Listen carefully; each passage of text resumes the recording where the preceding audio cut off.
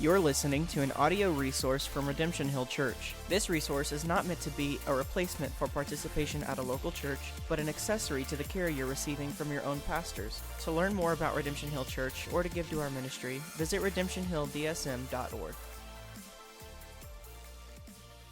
Y'all have a king. It's just a matter of figuring out who it is. This is Cornfield Theology.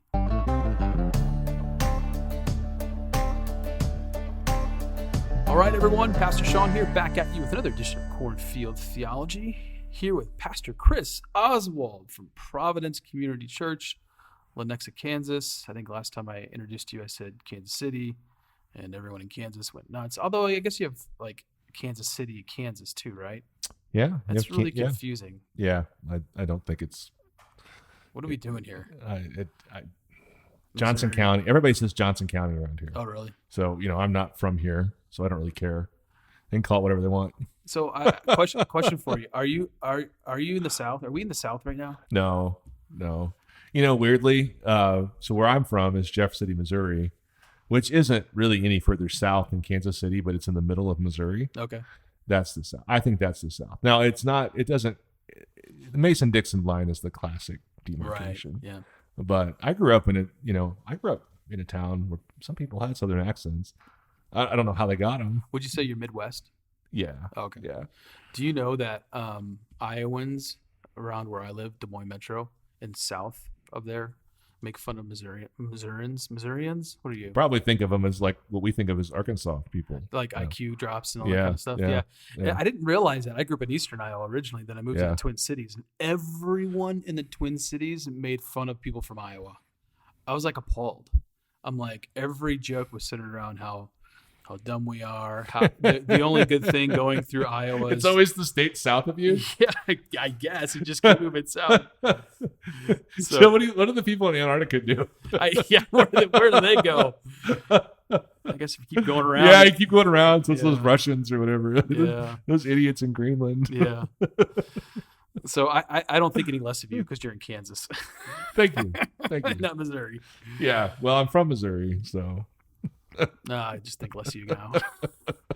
Well, thanks for joining the podcast. We'd actually done a part one of a teleological argument of a super king. It went about 50 minutes, so we cut it off. Decided to do part two for our listeners. So here's what I'd like you to do in about 2 minutes or less. Sum up part one for those who may have missed it. And I would just simply say, go and listen to it. If you'd like, you can listen to it in order, but at least go back to it. But sum up in 2 minutes or less what part one's about and where it's led us. You can look at the history of the world and come up with a couple conclusions. First of all, people need someone in charge, and the people that we've had in charge don't cut it. Yeah, they're flawed. Yep, that's it. And so what we're seeing, a teleological argument would say, well, that tells me that maybe something else is going on. Yeah. If the world keeps pointing to the need for something better than this, maybe that thing actually exists. Right. Maybe the world was created for this. Right. So you had a little bit of apologetics in play, but you really wanted to go through the lens of political or theory. Which, right? Yeah. So for me, I think maybe the unique thing here is just that I'm seeing political theory as a piece of philosophy that's just not been addressed well as it relates to politics. Yeah. When I read your stuff, I was like, wow, I haven't thought about my own understanding of who Christ is and him being a super king in this particular way, through this particular lens. So I found it really helpful talking through Rousseau and even Freud. I didn't get into Freud, I guess, but Marx, and then Thomas Hobbes and his Leviathan work, which kind of encapsulates where we were headed. And so we look out in the world, my friend. I started voting, I think you said, was it 2000? Was it 2000? Yeah. Was that the election? Yeah. Okay. Yeah. Gore, who I voted for then? You probably voted for Gore. I did. I grew up in a democratic socialist family. Like they were democratic. Did y'all just sit around with your mittens on? Yeah, that is the meme going on right now. But to my family's credit, my parents in particular, they made it cool before Bernie Sanders made it cool. Yeah. Now, where were you? Eastern Iowa? Eastern Iowa, Dubuque. Yeah. Yeah. I mean, I think there's some. Was it union thing mostly? What's interesting is no. My parents are hippies, man. Okay. So there's the Catholic thing, which can go that direction. Yeah, they're Catholic. I grew up Catholic. There's a Catholic thing. Yeah, there's a bunch of different factors where you'll find those people, especially like Iowa.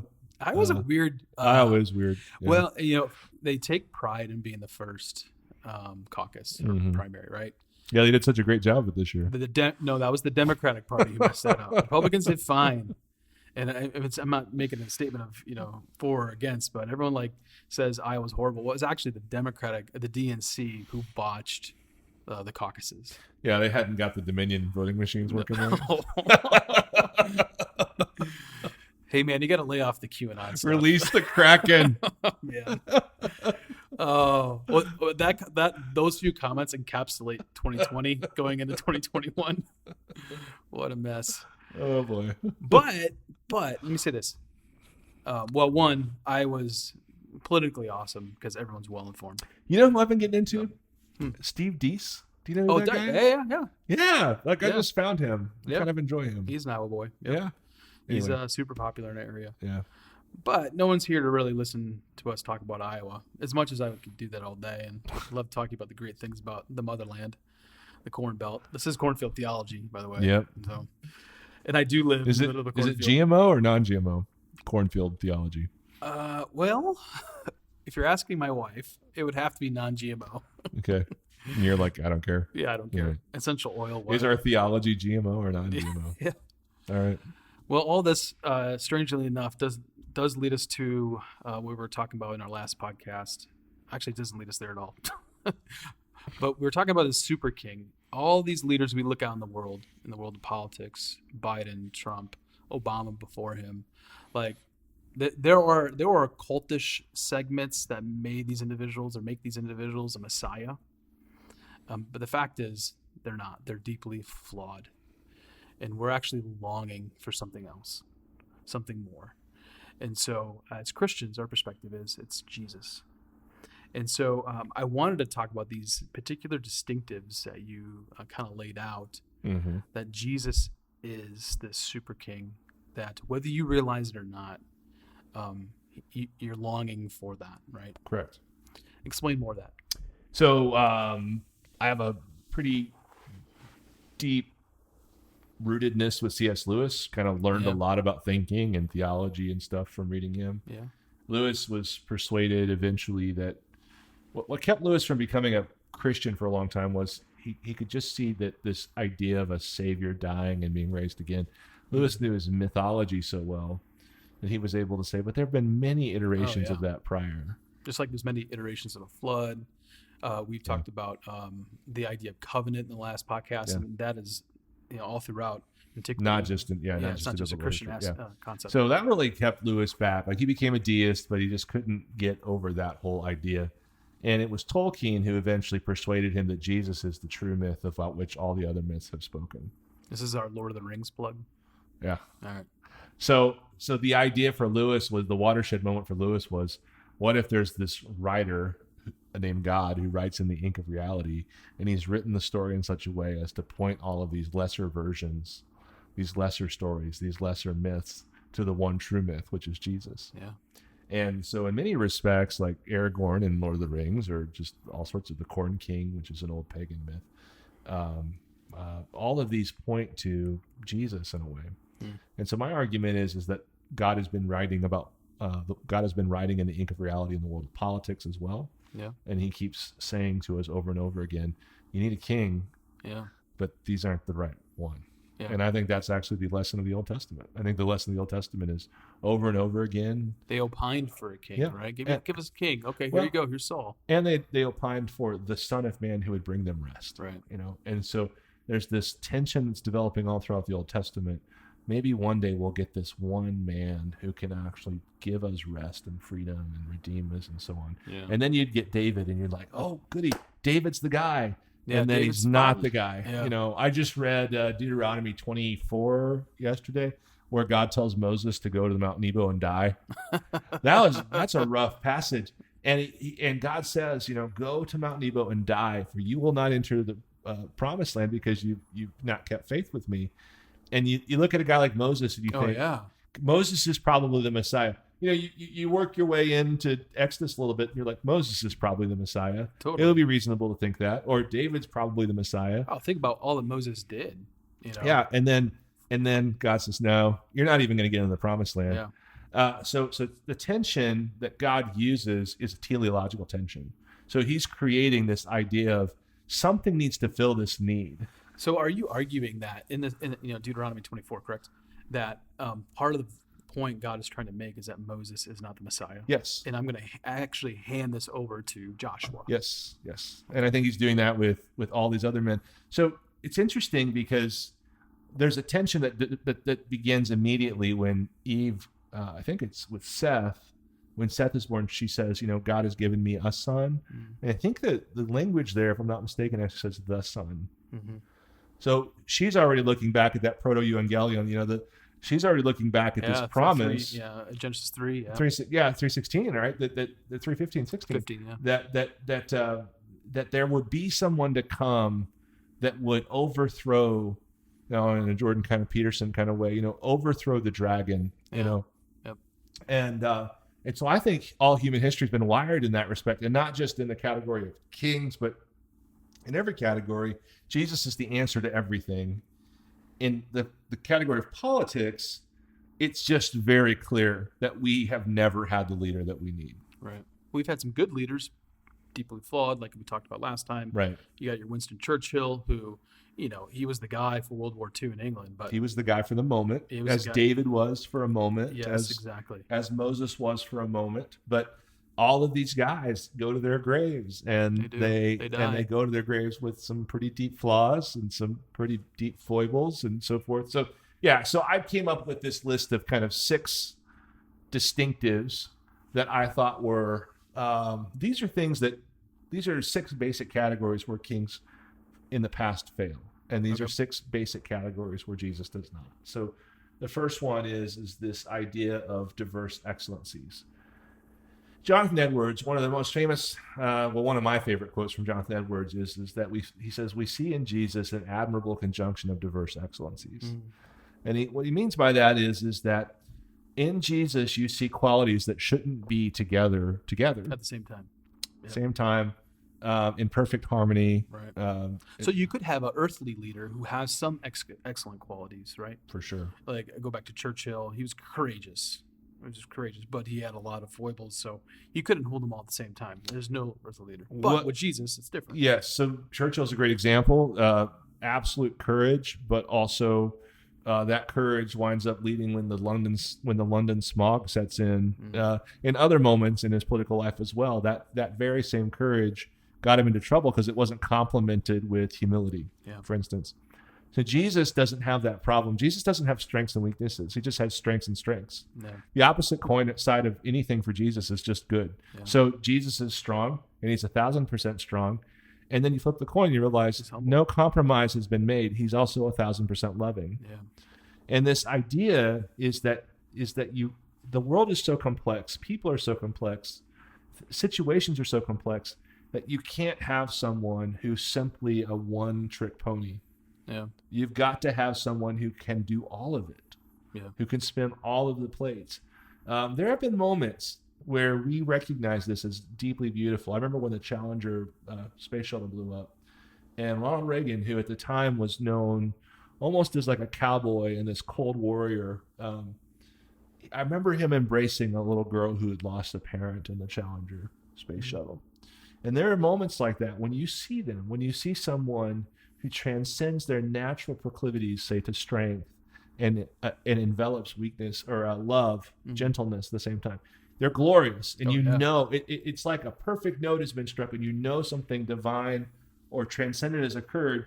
And that's because we have been educated by God through the history of the world to know we need someone who is both strong and loving. We need someone who is both confident and humble, so on and so forth. And that there's no one like that. Yeah, it's not to say that we couldn't do that for ourselves, but it's still deeply flawed. Like, for example, in parenting, I want to be strong and courageous for my daughters, but there are times where I need to come low and let them cry on my shoulder, right? Yeah. But I also know I'm deeply sinful. And so I think that would be the one category that I would put. Like, this individual we talked about, this super king with all these diverse excellencies, like you said, is always good, right? And they're perfectly done. Unlike me, where I might have those moments, but then I get back up, the next moment, and I'm a moron, And those moments, I would argue, are gifts of God. Absolutely. They're not you anyway, Yeah. So yeah, it honestly, leaders get to the point where they're capable of leading or where they're exalted into that position because they have had unbalanced strengths, and people have recognized those. No one elected Donald Trump because they thought he was a balanced human being. Right. So there's almost a reward in the earthly system for someone who is entirely strong or entirely clever or so on and so forth. Yeah. Where those leaders themselves aren't even necessarily encouraged to become full-orbed people anyway. Right. And I would also say, like, there's a difference between, a Christian approach to this and a non-Christian approach to this, where from a Christian approach, we want to become more like Christ, and the what communicable attributes that do exist, right? We want to adopt those, but again, this goes back to my point, they're still deeply flawed. Yeah. Right? Deeply sinful. So, we talked about the Goldilocks effect in the last podcast, and I think there's a Goldilocks effect for leadership. And I mean, I'm still learning that. I've been a pastor for 25 years or something now, and I'm still like learning how to let the strength of Christ fill my weaknesses and how not to boast in my strengths and so on. So I'm learning gentleness and learning patience and those sorts of things. So, in many respects, those that have had to walk with me through my leadership, like they could just very easily tell you, Chris is limited in these ways. Things, yeah. And that's going to affect your capacity as a leader. Those limitations are going to affect you. They are compromises. They're less thans. And so the glorious idea that Jesus doesn't have any of those. Yeah. And then that our weakness actually is a good thing, because that's when we see our deep need for Christ. Yeah. So that's good. So there's a diverse excellencies of Christ, right? Yeah. So what would be the second one? So the idea there teleologically is we really need someone totally well-rounded, and we don't have anybody. So maybe there's somebody out there like that. And the second one is like that. And it would say that really there hasn't been a successful leader who has successfully united diverse ethnicities. So we're talking about diverse excellencies. Now let's talk about diverse ethnicities. This capacity to unite people of different cultures and ethnicities, we all know that we want that. We want to see that. We all know that that's really almost necessary if you're going to have some kind of extended period of peace. But cultures, being what they are themselves dividing walls of hostilities. So we see in Christ the diversity of nationality, race, even language, background, whatever. So we think about Revelation, right? We think about heaven. Right. What's heaven going to be like? It is a beautiful diversity. Yeah, and that's built into that Daniel 7 passage, by the way. That he is going to be the king over all the languages, and right. It's also everything. Revelation 7:9. After this, I looked up, and behold, a great multitude that no one could number, from every nation, from all tribes and peoples and languages, standing before the throne and before the Lamb. Yep. So that's the idea there, that there's just a diverse number of excellency or diverse ethnicities. And so one of the things I saw this summer with all the racial difficulties and just the church tension, it rose to preeminence within the conversation of the church. Yep. One thing I saw was a astonishing lack of faith and celebration, or just realization that the entire story of the book of Acts is about unfolding and uniting racial tensions. Oh yeah, That's the whole tensions. Yeah, the whole story. Like it seemed like that whole experience in the summer. For those that did look back, they only looked back to see the negative. Yeah. But let me go back 2,000 years when, and I'm preaching through Acts 10 and 11 right now. Yeah. When I got the Cornelius, Jews, right? Yeah, the Jews were legitimately astonished that someone who was not an ethnic Jew could be saved. Right. Now, that would not astonish me. I don't think it would astonish you. No. So we made some progress. But the point being that Jesus has done more for ethnic healing 100% than anything else I know about. Right. And even when you get to Acts 15, we got the Jerusalem Council. This is where Peter's going to Jerusalem to be like, guys, I need you to settle this once and for all. Right. And then we have places like the book of Galatians, which also is really building out justification by faith, but basically saying this is for Jew and Gentile, right? And they were like they were struggling with that. Yeah, absolutely. They were like, well, hold on. I mean, obviously the whole story of Galatians, which You preached. Was that one of your first? Books of the Bible. First books. And like that whole deal is just this: the Judaizers coming to spy out our liberty, and this confidence that like no, the gospel can't really be for everybody. And I don't want to go into too much of a tangent here, but I will say this in terms of what we saw in the summer of 2020. The best response to what we saw is the gospel. Yeah.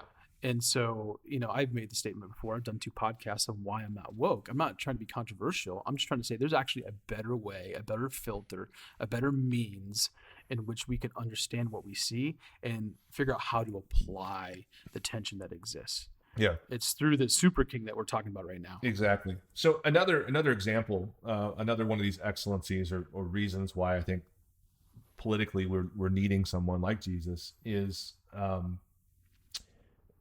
you need to be able to unite people that are already in existing systems. Yeah. So you need this capacity to sort of unite individuals that are practicing in existing systems. So, for instance, again, back to the book of Acts, you've got Pharisees who are saved. You've got different kinds of Jews saved, and then you've got like Roman soldiers saved, and so Greek philosophers, and come along. What's interesting is that with the exception of a couple, like for instance the idol builders in Acts, what chapter is that? In Ephesus. Acts 20. Yeah. So they're out of work. Their job is, the prostitutes have to stop prostituting. Right. There are a few jobs, there are a few positions where you've got to let go. Yep.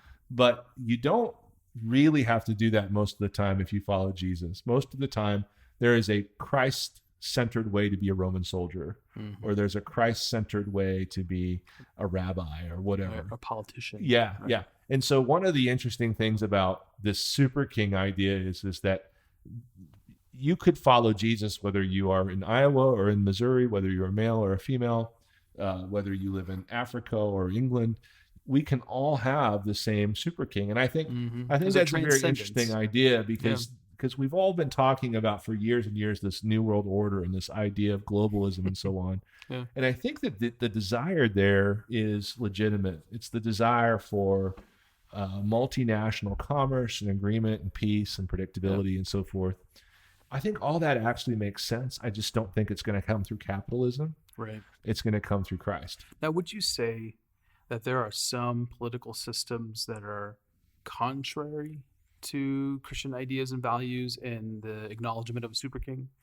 I think obviously communism is deeply contrary to these things. Yeah, it's not to say Christians can't exist in that. That's the other thing, though. Yeah, right. So I think probably Rome.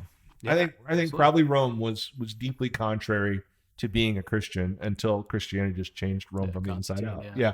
And so my guess is that you could see a day when there are Christians in the Communist Party in China, perhaps, or something crazy like that, and you could see the system change from the inside out. And what you see in these situations where they're just wrestling with, okay, what does it mean to be this and this?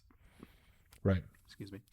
So I think capitalism is a decent example of when an idea unites people.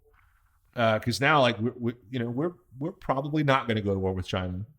We have too much invested in this common value called capitalism. Right? Yeah. And so what if that common value was Christ? Well, you could see China staying China and Africa staying Africa. And I speak of Africa that way. It's not really right. I mean, Zambia staying Zambia. God, Rwanda. You could see the whole world trading on their common love for Christ. And so this is the idea. So my son and I were talking about how 100 years ago we didn't know about germs or whenever it was. And now there's this idea that germs exist and it's transformed our entire society. This notion of something that none of us see, but it's an idea and we believe it, and it's actually changed the world for the better. Now, there are some people who have taken it too far and so on, and we're seeing that this year.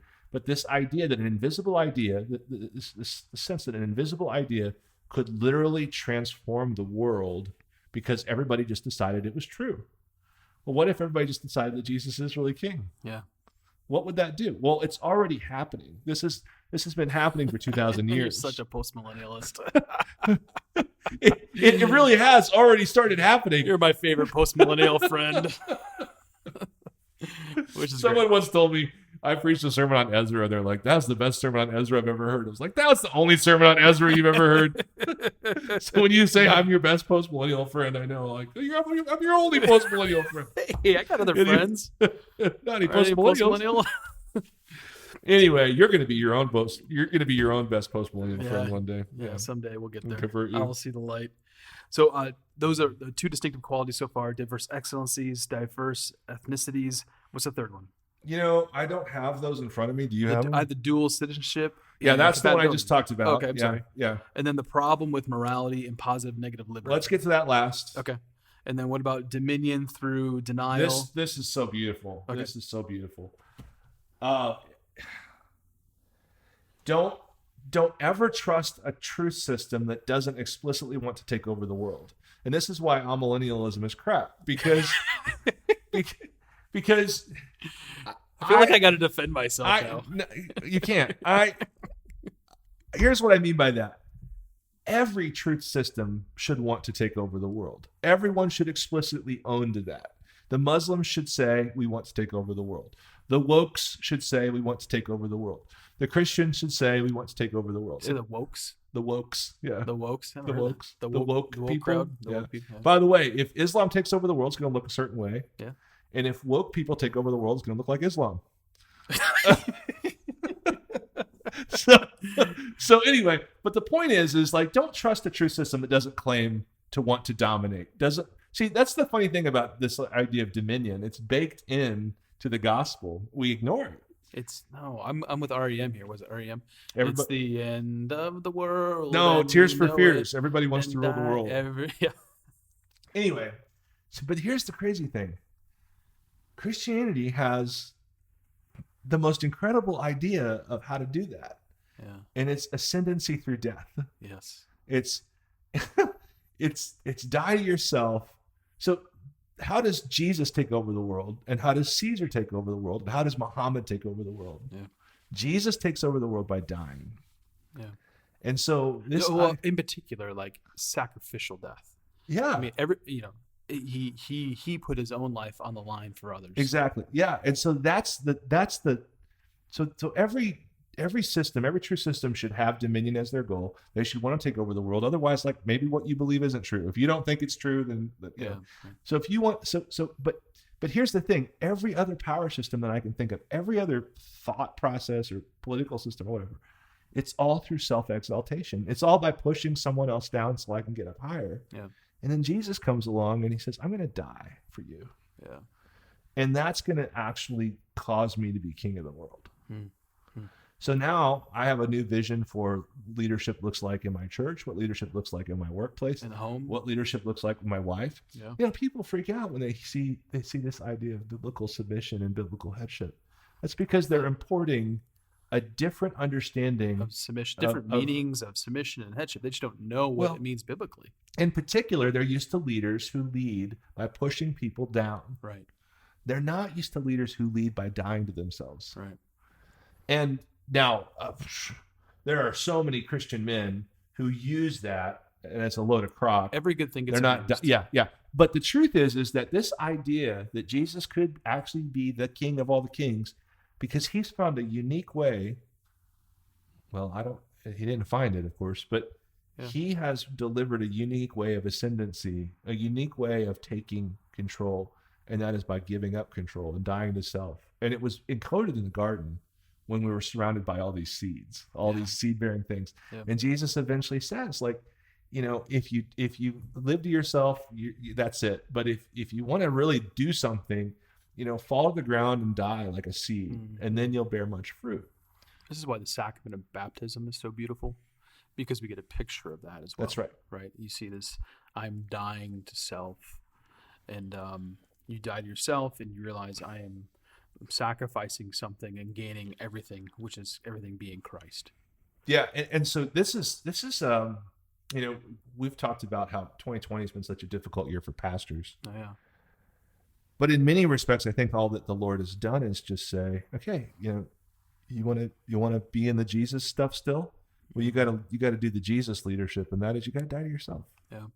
And it's hard. Die to yourself in terms of your own ideas and wants and desires for COVID, right? Or politics, or in the with your wife, or die to yourself. Your husband. Die to yourself in the desire for your church to grow in a year that it probably won't. Die to yourself in the desire to make that happened. and die to yourself in the desire to make all. So a lot of us are in ministry because we like making people happy. Yeah. Well, this is not the year for that. That is not the year. Yeah, you made everyone mad. Yeah. So not to go on a tangent there, but I just think that's so beautiful that I'm convinced about all this. Like I could talk about this for hours and hours, but I think it's beautiful to realize that Jesus is just as open and honest about wanting to take over the world as anybody else ever has been. But his plan about his way of doing it is the cross. Yeah. And not to put other people on the cross, to put himself on the cross, right? Like the Romans used the cross the one way, Jesus used. So Jesus differentiates fundamentally about leadership, and he says, don't be like the Gentiles who lord it over each other. If you want to become great, become less. This really gets to like what makes Jesus the super king. Right. It's not only how he led, in how he led, he confirmed what he also said. Like, I'm going to do this and I'm going to show you. And now I want you to go do the same. Yeah. And that's the other crazy thing. You don't call your follower. If you're trying to establish some kind of like army of people, you tell them what's in it for them. And you tell them like, hey, if you follow me, this will happen. Then I'll get you promoted and so on and so forth. And Jesus says, if you want to be my disciple, you have to take up your cross and follow me as I take up my cross. And why would anyone do that? It's because this is let's transition to the positive negative liberty thing here, because this is the whole thing. That's the most powerful cause or call for the super king is no one else can make people want to be good. There's something unique going on with Jesus that any other king can't touch. He can't get into our hearts. And this is the other thing, just quickly about dominion. The only land, like Jesus, if he's God, and that's not, I mean, obviously we believe he's God. If Jesus is God, like he owns everything anyway, right? Missouri's his, and so's Iowa. Yep. But as far as you can see in Scripture, the only territory he ever really demands is a person's heart. Yeah. And that's the one territory that no king can ever get to. Yeah. Every king wants it. Nebuchadnezzar wants Daniel to worship him. He's not okay with Daniel just like doing what he's supposed to. Right. He wants Daniel to love him. Daniel's not going to love him. Right. Every king wants to be loved. But Jesus is like, that's all he wants. It's like, I just want your heart. I want to rule your heart. Yeah. So his whole plan for ruling the world isn't to rule territory or nations or borders. His plan for ruling the world is to rule a bunch of Chinese hearts and American to rule a bunch of Polish hearts and American hearts, and that's his plan, and it's happening. So talk more. It's happening, Sean. It's getting better. Really, just not here. Not in 20. So how does a post mill reconcile 2020? Never mind. So can you explain more positive rights? Okay. Or positive liberty? Do you remember that? I feel like this is a big deal. So I don't know, like it's going to take a minute to unpack this. Yeah. So, okay. So you've got positive liberty and negative liberty, and that's a school of philosophy as well. Not everyone would talk about it in that way, but I believe the Christian kind of worldview presents freedom in that light. Mm-hmm. So there are two kinds of freedom. So you use the word liberty. I use positive, negative rights. So, but I think we're talking about the same thing. So I would say liberty or freedom may be better only in the sense that what we're asking is almost Hobbesian in that sense of your ability to do what you want to do, but rights is so you're not as much looking at this from a constitutional perspective. Right. This is what the Constitution said. I would say the Constitution exists to protect our negative rights, and that's what it's there for. That's how it was written. You're looking at this through more political theory in general, and then tying it to Christianity. So maybe liberty and freedom is a better word. Also, because there's really no such thing as positive rights would be, as we'll see in a moment, that'd be difficult to talk about that way. Positive freedom. So let me just go through it and see what you think. Okay, so negative liberty is the absence of obstacles or barriers or constraints. So if you're driving down the road and you come to a left or a right turn, right, and you can choose either way because no one's preventing you. No one's being affected but me. I can choose to go left. I can choose to go right. It doesn't affect you in any way. There is no group of mostly peaceful protesters making you turn left or right. Mostly peaceful protesters. You can turn left or right if you want to turn left or right. So that's negative freedom. Now we hear the word negative and we think of it as a negative. It's really not. Yeah. But it's really just this idea that no one's restraining you. No one's keeping you from doing anything. Does this have like a libertarian sensibilities here? It does. One of the better articles on this subject is written on a blog called Stasios, and it's on. I think it's called Christianity and Libertarianism. Okay. And I would say that libertarianism is probably the most Christian, the most native Christian political theory that's not explicitly Christian. But negative freedom. I want to turn left or I want to turn right. I can. So most of the 10 Commandments have a negative value. Just don't do this one thing, Sean. Don't kill. You can do anything you want. Just don't do this thing or that thing. And of course, negative freedom was really the freedom of the Garden of Eden. Do everything you want. Just don't do this one thing. So it's the idea that more or less you have freedom to do whatever you would like to do. The government, according to Romans 13, is given charge to protect negative freedom. Yeah, Romans 13:1, 1 Peter 4. So the government is basically supposed to make sure that when I get down to the end of that road, turn right or left, I have that freedom to turn right or left. Right. And they can use a sword, which is the only instrument the government's been given by God. They can use a sword to do that, meaning they arrest the mostly peaceful protesters, and so that I can turn right or left and so on. And they use a sword to do that. Now, imagine that you're driving down the road and you can turn left or right, but you kind of have to turn left because you're addicted to cigarettes. Right. In the you have to go that way to get the cigarettes. Yeah, the Quick Trip or whatever is to the left, and you got to get them Virginia Slims. I know if I was going to smoke cigarettes, I'd go Virginia Slims menthols. I think I would have no idea. I have no category. I think that's the most girly cigarette you can get is a Virginia Slim. Is it really? Okay. Yeah, I think so. I just know Marlboro. Marlboro. Man, we're so. You know how much I know we're so cigarette. Churchy. We don't even know how to say Marlboro. This is terrible. This is terrible. I just know he's a cowboy. Anyway, so imagine you're at the fork of the road and you could turn left or right, but you have the negative freedom to do that, but you are addicted to cigarettes, so you have to turn left. So now the freedom that you lack isn't something that's coming from the outside; it's coming from the inside. Well, what do you do about that?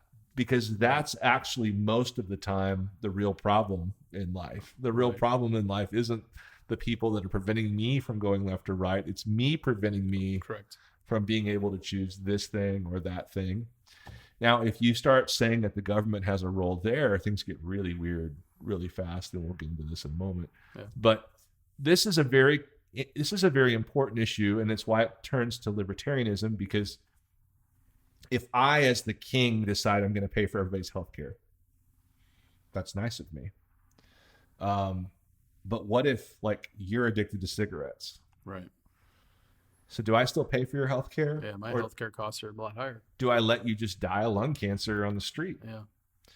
Well, if I decide to just let you die of lung cancer on the street, then everybody else's freedoms are protected, but you're dying of lung cancer. Right. Yeah. It's kind of a gross thing and kind of cruel. Or maybe. So now I have this, I seem to have this built-in incentive to want to be able to control your habits. Right. Because once I've agreed to extend something to you that's beyond negative freedom, see, giving you healthcare isn't protecting your negative freedom. It's trying to give you positive freedom. Right. Yep. Once I decide to do that, now I've got a foothold in your life. Yeah, so positive rights would be like healthcare for all, or some type of welfare system, anything that you're giving as a result or the consequence of something else that is being done over here. Yeah. So now I've got this ownership of Sean's habits, and I can actually say, by the way, I'm just giving you some of the money that I took in taxes from the rest of the citizens. So I can tell the whole citizenry, we all have an interest in getting Sean to stop smoking. So here let me ask you this, because I got a lot of liberal friends, and they'll push back to me and say, well, don't you care about the health of that person who's smoking? And government is a means in which we can care for them. Why don't you care for that person in this particular way? You know what I'm saying? Like, I mean, people who've listened to this podcast, they know I got some libertarian sensibilities. I'm not shy about that. But I'm also well aware that those arguments do exist. Like, how come I don't care? Why not just pay a little more in my taxes so that more people can get the health care they need? In particular, those who are just drinking too many sodas, for example, right? So their blood sugar goes through the roof, or they have a heart disease because they don't eat well. What's wrong with that? So I think that liberals in particular have trouble with these concepts because they actually don't really value freedom. So I think it's hard for them to see me brainwashing you. Right. So let's say you're addicted to cigarettes, but I'm going to still pay your bills. But I got to try at least to get you to quit smoking. So then I start like incepting you with advertising, and I get your kids at the school that I run, and I'm like, if your daddy smokes, like he could die. So tonight when you get home, make sure you tell your daddy to stop smoking, right? And so on. And then, so on and so forth. I could build a system that would basically take away your freedom to choose. Okay. And that would be, in a conservative perspective, far more cruel than letting you die of cancer. Okay. So I think the big divergence is that conservatives have this value of negative freedom where they say, I want to be left alone. And liberals say, I want someone to daddy me and lead me and care for me. So I think if a liberal were to find out, if a progressive were to find out that I created a school system, like a curriculum, to teach your kids that smoking's bad so they can get you to quit smoking. And then I raised cigarette tax, $2 a pack. Right. And then I also, before the NASCAR, event that you went to, let's dive into the stereotype all the way. I gave a PSA. I paid for there to be on the Jumbotron a big thing against smoking and so on. Yeah. So I'm basically hounding you passively about smoking. Yeah. Well, to a liberal, they would say, that's great. That's wonderful. So let's do that with, what if we decided that homosexuality produces too much disease? Right. Let's do it with homosexuality too. Yeah. So everybody has a line where they do. If suddenly we begin to say, the risk factors for HIV from engaging in homosexual behavior, risk factors for a number of STDs from engaging in homosexual behavior are so high, they're far higher than COVID fatality rates.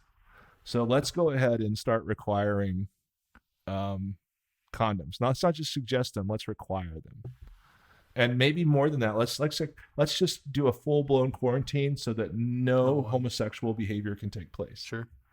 Well, suddenly, those that were so ardently for government intervention into liberties are suddenly like, whoa, back off, big brother. Yeah. Orwellian type thing going on, yeah. So I think it just requires, we all have these things, and in here I would say, a homosexual libertarian is my ally on this particular point. We all have this sort of agreement. Like, there are things that I want to choose, that I want to have the freedom to choose, that I don't want the government investing in. And yes, some of those behaviors are more risky than others, but I don't want the government involved. Well, then the answer has to be, if you don't want the government educating you and lecturing you and controlling your behaviors, then you gotta not ask, then they can't pay for your mistakes. Right. So the only way to shrink government is the only way to get government out of our lives is to just agree we're going to have to deal with some consequences. So how does this lead us to Christ? Because, and this is the whole Super King thing, the terminus of that whole idea, we're not left in an indefinite kind of, well, that just sucks. I guess some of us are just going to smoke cigarettes and so on. Yeah. Well, no, we actually have someone, Jesus, who can change our appetites. So back to Hobbes and the state of nature, we have a savior that actually changes our nature. And so now we have a government that is practical but limited. We have a physical government, practical and limited, but we have a king who is over that king. We have a king that's over Biden or over Trump, and he will actually can and will and does routinely for thousands of years change people's desires. Yeah. And he gets to the heart. He rules the heart. Yeah. And so Jesus is ruling sovereignly over all things, and he's in charge of whoever's the president today. But he's also ruling in all the small things, and he's actually like helping guys like us stop wanting to smoke or stop wanting to drink too much or maybe go out for a walk and not be so fat anymore or whatever. Right, yeah. He's doing that stuff. He's making men into better fathers. He's making women into better mothers. He's doing all the heart transformation. The great difficulty anticipated by the founding fathers was this will all fail if people aren't good. Yeah. Because they were prescribing a limited government that would require people to self-govern themselves, morally, through Christ. Right. So that's where it leads to Christ. That's fascinating. That's a great discussion, starting with Rousseau and getting to Hobbes and leading us to the greatest king, the super king. And I really feel like the church has a unique role to play because we have a sword. We can exercise church discipline and so forth. But we also have like a tool to build lives, and the government can't build lives. I read recently William Wilberforce said of the poet, William Cooper. Wilberforce said that the school system oppressed Cooper. He was a sensitive guy, and Wilberforce said it was like an iron glove picking up a flower. Oh wow! And I think that's when the government tries to change things. The government's just a sword. That's all it is. The government's just a sword. When they try to cultivate or care or nurture, they just destroy stuff. Yeah. But the church can actually do those things. Right. That's great. Well, thank you, man. We're about 46 minutes into this one. So that's part 2. And so if you want to listen to part 1, you go back to part 1. And so Jesus is the super king. He is the King of Kings and the Lord of Lords. We see it in Daniel, and then we see it obviously going back into the Gospels and through Acts all the way to the book of Revelation, which you should be an millennialist. Thanks, everyone, for listening.